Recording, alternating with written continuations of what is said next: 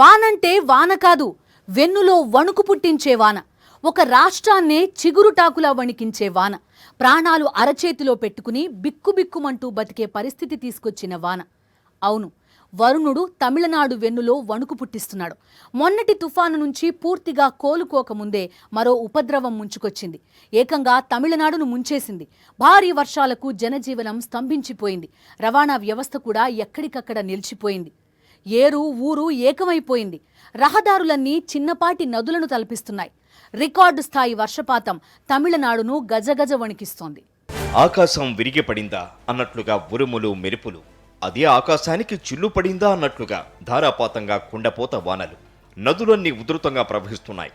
రహదారులు చిన్నపాటి నదులను తలపిస్తున్నాయి. తమిళనాట జల విలయం వెన్నులో వణుకు పుట్టిస్తోంది. జనజీవనం అస్తవ్యస్తంగా మారుతోంది. ఎటు చూసినా వరద నీరే కనిపిస్తోంది. ఎడతెరిపి లేకుండా కురుస్తున్న కుండపోత వర్షాలు ముంచెత్తుతున్నాయి. ఎంతలా అంటే తమిళనాడుని చిగురుటాకులా వణికిస్తున్నాయి.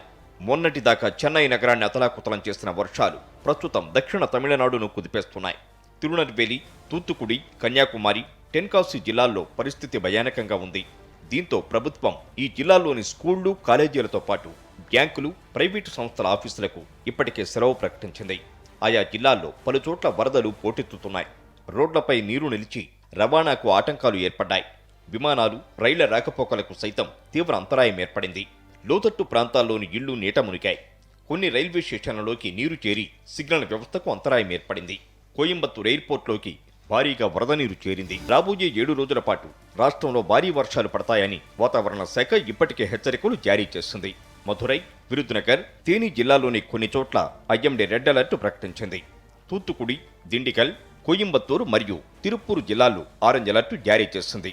పాపనాశం, పెరుంజని, పిచ్చుపారై డ్యాముల నుంచి నీటిని వదలడంతో తిరునెల్వేలి, తూత్తుకుడి, తెన్కాసి జిల్లాలోని పలు ప్రాంతాల్లో భారీగా వరద చేరుతోంది.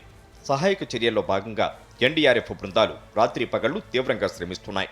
తిరునెల్వేలి, టుటికోరిన్ జిల్లాల్లో 50కి పైగా మంది సభ్యులతో కూడిన బృందాలు నిరంతరం పర్యవేక్షిస్తున్నాయి.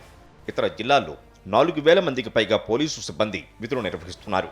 తమిళనాడు సీఎం ఎంకే స్టాలిన్ సహాయక చర్యలను పర్యవేక్షిస్తున్నారు. ప్రభావిత ప్రాంతాల నుంచి ప్రజలను తరలించడానికి సిద్ధంగా ఉండాలని జిల్లా కలెక్టర్లను ఆదేశించారు. మత్స్యకారులు సముద్రంలోకి వెళ్లొద్దని అధికారులు హెచ్చరించారు. ఈ నెల ప్రారంభంలో మింగ్జాన్ తుపాను ప్రభావంతో తమిళనాడు అతలాకుతలమైంది.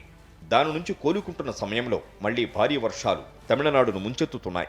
ప్రస్తుతం కురుస్తున్న వర్షాలతో దక్షిణ తమిళనాడు బాగా ప్రభావితమైంది.